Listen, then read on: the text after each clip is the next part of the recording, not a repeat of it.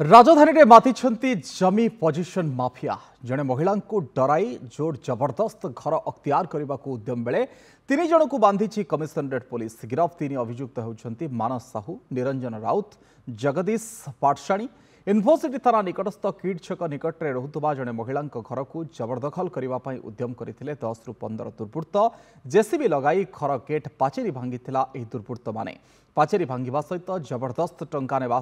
धमक देते एने यूनिवर्सिटी थाना अभियोग करते महिला जनक अभियोग पाइबा परे घटनास्थल में पहुंची तदंत आरंभ करथिला तदंत परे तीन जन को गिरफ कर तदंतर जनापड़ी एमाने मृत व्यक्ति नारे पावर ऑफ अटर्नी प्रस्तुत करी विभिन्न लोकों सहित एग्रीमेंट करी जमी बिकुले कहीं प्रतिबंधक देले समान को माड़ मारिबा सहित जीवन रु मारिबा को धमक देउथिले एभली घटना कौनसी लोकों सहित घटिले तुरंत निकटस्थ थाना रे एतला देबाकू कहिसंती पुलिस डीसीपी। आम इन्वेस्टिगेशन रु पाइलु कि एटा संघबद्ध भाव रे माने कब्जा करने को प्लान करिकी आसीछंती और ऑर्गेनाइज्ड हिसाब रे माने ये पोजीशन काम करिसंती जहाँ जना पड़ुछि कि से लोक जार ना रे प्रॉपर्टी थिला ताकू मरीगला परे ये प्रॉपर्टी को